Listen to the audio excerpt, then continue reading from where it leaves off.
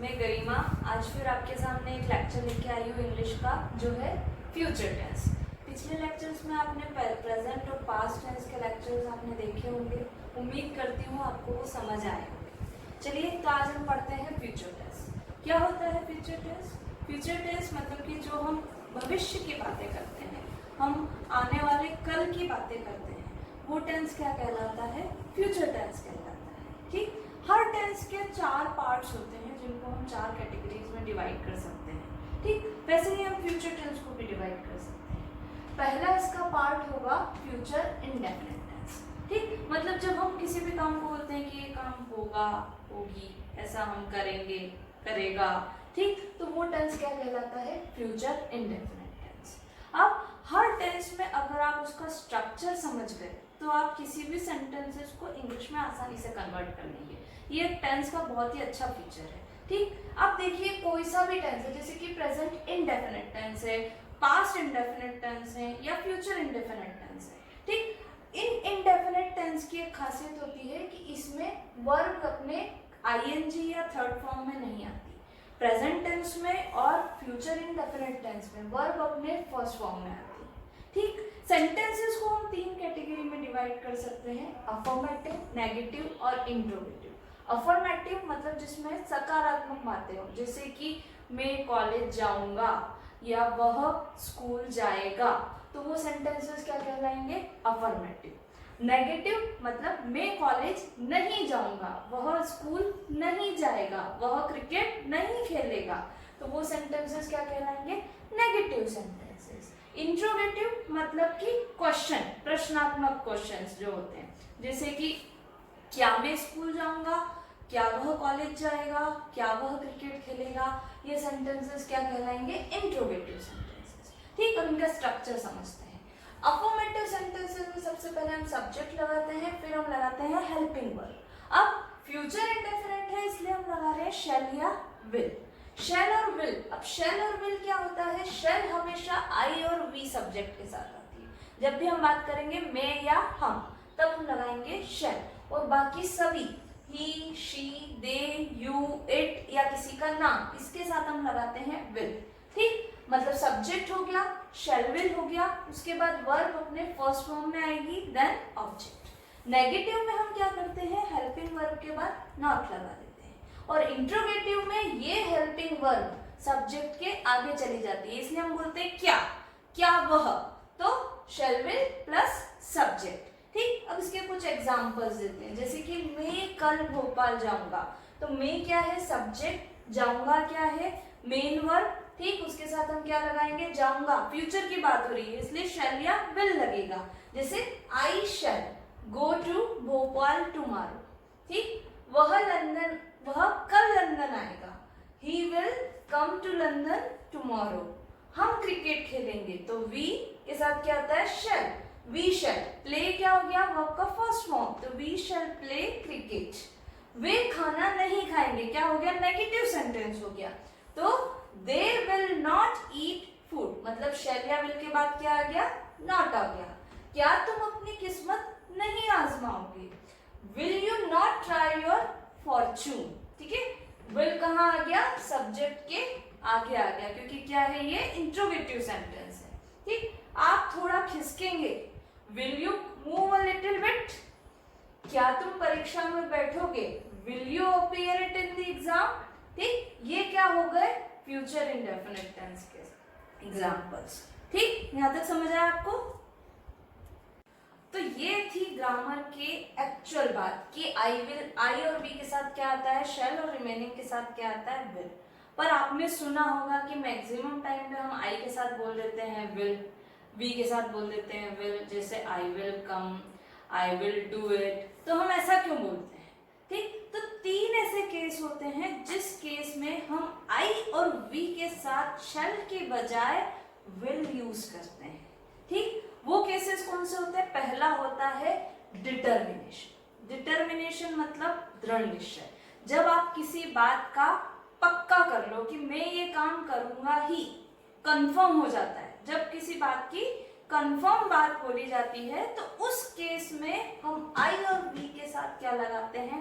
Will. जैसे आप लोग बोलते बोलते हो कि मैं तो ये एग्जाम क्रैक करूंगा इसे, जैसे मैं ये एग्जाम क्रैक करूंगा, I will crack this exam, मैं ये काम करूंगा, आई विल डू इट। ठीक, तो इस केस में क्या हो गया, आई और वी के साथ क्या आ गया, विल। पहला केस क्या हो गया, डिटर्मिनेशन। दूसरा केस होता है थ्रेट, धमकी। जब आप किसी को धमकी देते हैं, जैसे कि मैं तुम्हें देख लूंगा, I will see you, I will kill you, I will see you in the court. ठीक, ऐसा हम बोलते हैं लोगों को गुस्से में, तो उस केस में हम क्या लगाते हैं, आई और वी के साथ क्या लगाते हैं, विल। तीसरा केस होता है प्रॉमिस, कि मैं ये पक्का वादा करता हूं तुमसे, जैसे मैं आऊंगा ही। ठीक है, तो मैं क्या बोलूंगी, आई विल कम। अब इसकी जगह अगर मैंने बोला आई शैल कम, मतलब मैं आ भी सकती हूँ और नहीं भी आऊंगी। और अगर मैंने बोला आई विल कम, मतलब मैं पक्का बोल रही हूँ कि मैं आऊंगी ही। ठीक, तो डिटर्मिनेशन, धमकी और पक्का वादा, इन तीन केस में हम आई और वी के साथ क्या लगाते हैं, विल, और रिमेनिंग जितने भी सब्जेक्ट होते हैं उनके साथ लगाते हैं शैल। जस्ट रिवर्स हो जाता है। ठीक, एग्जाम्पल से समझते हैं। जैसे कि मैंने बताया, मैं एग्जाम जरूर क्रैक कर दूंगा, I will crack the exam. मैं इसे अभी कर दूंगा, I will do it now. ठीक, मैं तुम्हें देख लूंगा, ये क्या है, एक तरीके की धमकी है, आई विल सी यू। हम तमाशा नहीं बनाएंगे, तो we will not make a scene. मैं कल आऊंगा ही, आई विल कम। मैं उससे बात कर लूंगा, I will talk to him. अब यहाँ ये क्या बात है, पक्की बात है, जो कॉन्फिडेंटली बोली जाती है। क्यों ऐसा करते हैं हम, क्योंकि विल और शैल जो होते हैं वो मॉडल की तरह भी यूज होते हैं, इसलिए इन केसेस में इनकी हेल्पिंग वर्ब जो है वो बदल जाती है। ठीक, मतलब जब भी आपको कोई बात पक्की कंफर्म बोलनी है, या धमकी देनी है, या दृढ़ निश्चय करना है, तो आप आई और वी के साथ क्या लगाएंगे, विल लगाएंगे, ना कि शैल। और नॉर्मल सेंटेंसेस में हम आई और वी के साथ क्या लगाते हैं, शैल लगाते हैं। ये क्या है, फ्यूचर इंडेफिनिट टेंस, जिसमें शैल और विल और वर्ब का फर्स्ट फॉर्म यूज होता है। ठीक, आगे बढ़ते हैं हम देखते हैं फ्यूचर कंटिन्यूअस टेंस। अब फ्यूचर कंटिन्यूअस टेंस मतलब क्या, कि कोई काम फ्यूचर में हो रहा होगा। कंटिन्यूटी में कोई काम होता है और फ्यूचर में होता है, तो वो क्या कहलाता है, फ्यूचर कंटिन्यूअस टेंस। ठीक, वैसे ही तीन कैटेगरी में डिवाइड कर सकते हैं, अफर्मेटिव, नेगेटिव और इंट्रोगेटिव। अब जैसे आप लोगों को ये सेंटेंसेस क्या लगते हैं, बहुत बड़े लगते हैं। अगर आप नेचुरल डेली लाइफ में हम बोलें तो हम उनको कन्वर्ट नहीं कर पाते। जैसे आपसे जनरल अगर कोई बात कर रहा है, आपसे पूछा मम्मी क्या कर रही है, पापा क्या कर रहे हैं, तो आप क्या बोलते हैं कि मम्मी घर पे खाना बना रही होगी, पापा ऑफिस में काम कर रहे होंगे। तो ये बहुत ही बेसिक सेंटेंसेस है, पर जब आपको इनको इंग्लिश में कन्वर्ट करना है तो आप नहीं कर पाते। क्यों नहीं कर पाते, क्योंकि हमको स्ट्रक्चर ही नहीं पता है कि कैसे बनेंगे। ये है बहुत सिंपल, पर उनका स्ट्रक्चर नहीं पता है। तो देखते हैं हम कि देखो, अगर कंटिन्यूटी की बात करनी है तो हमने हेल्पिंग वर्ब क्या लगाई, शैल और विल, क्योंकि फ्यूचर की बात कर रहे हैं। ठीक, कंटिन्यूअस है इसलिए हमने वर्ब में क्या लगा दिया, आईएनजी, क्योंकि हम हिंदी में क्या बोल रहे हैं, रहा होगा, रही होगी, इसलिए आईएनजी। और आखिरी में हम क्या लगाते हैं, रहा होगा, होना, उसके लिए हम यूज करते हैं बी। तो शैल विल, बी और वर्ब में आईएनजी।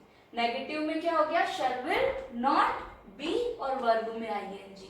और इंट्रोगेटिव में शैल विल आ गया सब्जेक्ट, बी और वर्ब में आईएनजी। ये क्या हो गया उसका स्ट्रक्चर। तो अब देखते हैं इसके एग्जांपल, जैसे कि मैं कल भोपाल जा रहा हूँगा। आगे की हम बात करते हैं। आप अभी तो लॉकडाउन है, आगे जब खुल जाएगा तो सब आप अपनी अपनी सिटीज में जाएंगे, या अपने अपने वर्क प्लेस पे जाएंगे, या जहाँ कॉलेज है आपका वहां जाएंगे। तो आप क्या बोलेंगे कि I shall be going to Bhopal tomorrow, I shall be going to Bhopal tomorrow. वह कल लंदन से आ रहा होगा, he will be coming to London tomorrow. हम क्रिकेट खेल रहे होंगे, फ्यूचर की बात कर रहे हैं हम, ठीक है। तो we shall be playing cricket. किसी की बात करोगे कि आपकी बहन टीवी देख रही होगी, वह टीवी देख रही होगी, she will be watching TV. वह बाजार नहीं जा रहा होगा, अभी लॉकडाउन है, मार्केट नहीं जा सकते आप, ठीक। तो he will not be going to the market. क्या तुम verb will you be sleeping. ठीक, इसमें ये ध्यान रखना है कि बी जो है वो जस्ट सब्जेक्ट के बाद आ जाएगा फिर। ठीक, बस ये कुछ चीजें अगर आपने ध्यान रख ली तो किसी भी एग्जाम में कोई भी स्ट्रक्चर आ जाए, कुछ भी आ जाए, आप आसानी से बता। तीसरा पार्ट फ्यूचर टेंस का होगा फ्यूचर परफेक्ट टेंस। मतलब कहने में तो ये थोड़ा अजीब लगेगा कि फ्यूचर में हम कोई काम कर चुके होंगे तो उस टेंस को कहेंगे फ्यूचर परफेक्ट टेंस। जैसे वह क्रिकेट खेल चुका होगा, वह स्कूल जा चुका होगा। नॉर्मली इन सेंटेंसेस को हम डेली लाइफ में बहुत कम यूज करते हैं, मैं तो बहुत कम यूज करती हूँ, पर एक्चुअली सब्जेक्ट है, पढ़ना है, एग्जाम में पूछे जाते हैं तो हम इनको सीखेंगे। अब परफेक्ट भी आ गया और फ्यूचर भी आ गया। हम आपको पहले भी मैंने बताया है कि परफेक्ट टेंस जहां आ जाता है वहां वर्ब का थर्ड फॉर्म लग जाता है। ठीक, और वर्ब के थर्ड फॉर्म के साथ हेल्पिंग वर्ब में क्या आ जाता है, हैव। अब मेन हेल्पिंग वर्ब फ्यूचर की ही रहेगी, शैल या विल। ठीक, तो सब्जेक्ट शैल विल, परफेक्ट के लिए हैव और वर्ब का third form.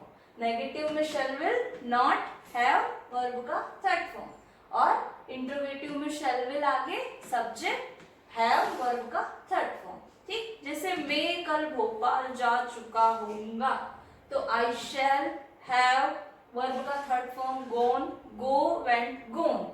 To Bhopal tomorrow. He will have come. Come can come. Come to London tomorrow. हम क्रिकेट खेल चुके होंगे। We shall have played cricket. वह टीवी देख चुकी होगी। She will have watched TV. सोने से पहले बच्चे ने दूध नहीं पिया होगा। तो the child will, helping verb के बाद क्या आ गया, not, will not have drunk, drink, drunk, drunk, milk before he sleeps. क्या तुम सो चुके होगे, will you have slept. क्या मैं गांव पैदल जा चुका होऊंगा, shall I have gone to the village on foot. Generally पैदल के लिए यूज किया जाता है on foot। अब आपको बोलना है कि मैं पैदल जा रहा हूँ या मैं स्कूल पैदल जाता हूँ, मैं स्कूल पैदल जाऊंगा तो I will go to school on foot। ठीक है, on foot कब लगाते हैं, पैदल के लिए। ठीक, लास्टली हम बात करते हैं फ्यूचर परफेक्ट कंटिन्यूअस टेंस की। फ्यूचर परफेक्ट कंटिन्यूअस टेंस मतलब कि एक निश्चित टाइम से कोई काम चालू हुआ है और वो फ्यूचर में भी क्या है, कंटिन्यू चल रहा है, तो उस टेंस को कहते हैं फ्यूचर परफेक्ट कंटिन्यूअस टेंस। जैसे आप कोई काम सुबह से चालू किया है और फ्यूचर तक करेंगे तो वो काम क्या कहलाएगा, फ्यूचर परफेक्ट कंटिन्यूअस टेंस। जैसे इसमें क्या हो जाएगा, आप will shall have been और वर्ब में ing। ing किसको शो कर रहा है, कंटिन्यूटी को। have been किसको शो कर रहा है, परफेक्ट को। और shall will किसको शो कर रहा है, फ्यूचर को। तो shall will, have been और वर्ब में ing। नॉट लगा देंगे हम, shall will not, have been verb में ing और shall will सब्जेक्ट के आगे, have been वर्ब में ing। जैसे आपको मैंने अभी फ्यूचर कंटिन्यूअस बताया है कि मम्मी खाना बना रही होगी। अब आपको ये बोलना है कि मम्मी सुबह से खाना बना रही होगी, तो ये सेंटेंसेस बदल गया और क्या बन गया, फ्यूचर परफेक्ट कंटिन्यूअस बन गया। ठीक, पापा सुबह से ऑफिस में काम कर रहे होंगे या 4 घंटे से ऑफिस में काम कर रहे होंगे, तो ये सेंटेंस फ्यूचर कंटिन्यूअस का नहीं रह गया, क्या बन गया, फ्यूचर परफेक्ट कंटिन्यूअस का बन गया। ठीक, इसके कैसे स्ट्रक्चर बनेंगे, जैसे पापा 10 मिनट से अखबार पढ़ रहे हैं, the father will have been reading the newspaper for 10 minutes. Mummy सुबह से खाना बना रही है तो the mother will have been cooking the food since morning। मैं अपना बिजनेस जुलाई से शुरू करूंगा। आने वाले कल में हम जो बातें करेंगे वो जनरली इससे रिलेट करेगी, तो आपको ये सेंटेंसेस आने चाहिए। I shall have been starting my business since July। जैसे ऐसा भी बोलोगे आप कि मैं अपनी पढ़ाई जुलाई से स्टार्ट करूंगा या मैं अपनी क्लास कोचिंग जुलाई से स्टार्ट करूंगा, तो I shall have been starting my classes since जुलाई। वह लॉकडाउन से फैक्ट्री में कार्य नहीं कर रहा होगा, तो he will not have been working in the factory since lockdown। क्या लोग सुबह से पार्क में टहल रहे होंगे, will the people have been walking in the park since morning। ठीक, अब आपको चारों के डिफरेंस समझ आए होंगे। ठीक, आई होप आपको ये लेक्चर समझ आया हो। अगर आया हो तो प्लीज हमारे चैनल को लाइक कीजिएगा।